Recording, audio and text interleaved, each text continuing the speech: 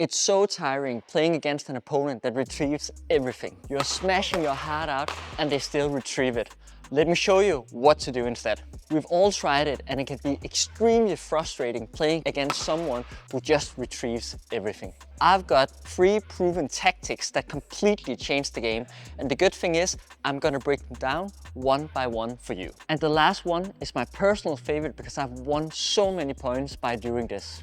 I want to help you getting better at badminton. So if you have something you struggle with, leave it as a comment below and we can do a tutorial just for you.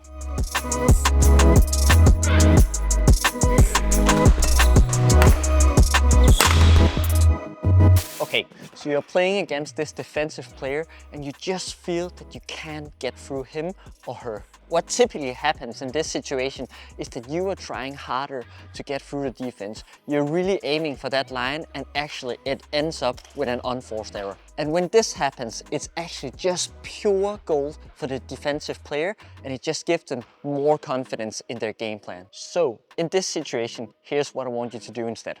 The first tip: look for opportunities to change the pace. Nothing is more difficult than playing against someone who's always changing the pace. I personally hate it. From slow to fast, from fast to slow, keep doing that.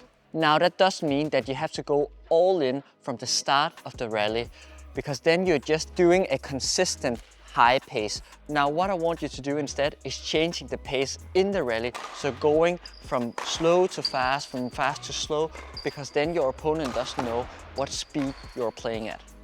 I said changing the pace in the rally. Sometimes it's rushing to the net to play a solid lift. You don't have to play the winner.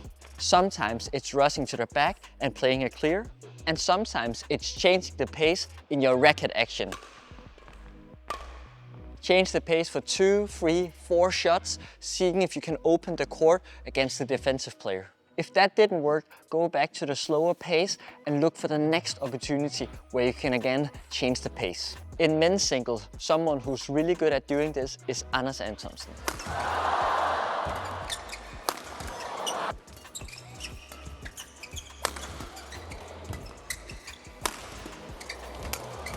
One very important thing to remember is when you change the pace with your footwork, that you can just play a solid standard shot. It's so easy to rush to the net and feel like you have to play that winner. It doesn't have to be like that. Because if I rush to the net and want to go for a winner in my shot, and I'm not in a good position, then I'm actually gonna get myself into an even worse situation. If you learn this, I promise you that you'll be a much better player. The next thing I want you to focus on is mentally prepare to work hard. These players who retrieves everything rarely makes any unforced errors. So therefore, you need to be patient and you need to prepare to work hard. As soon as you start finding the simple solutions like going for the net tape or smashing when you're out of balance, the game just tips towards your opponent. I know it's not always fun, but it's the only way to do it. Trust me on this, okay? The third tip I have for you is one that has worked really well for me. It's getting these players out of their comfort zone, getting them to attack so you can play the counter attack. So here's what I mean. Sometimes you purposely play a long net shot that's also a bit higher than what you normally would. So once you've played this long net, I want you to be ready with your racket, because what I'm trying to do is forcing my opponent to play a flat drive, and this is where I want to be ready so I can really play a counter attack, either by playing a flat drive in return or actually playing a shot that goes over my opponent, so opening up his court. This tactic isn't something that you can do from the start of the match. It's something that you take up and use occasionally during the match. Because if you do this too often, your opponent wouldn't fall into the traps that you set up for him. So this also means that this specific tip is a fine balance between being a good advice and a bad advice. If you're not confident in your shot placement, I wouldn't necessarily recommend you to use this specific advice.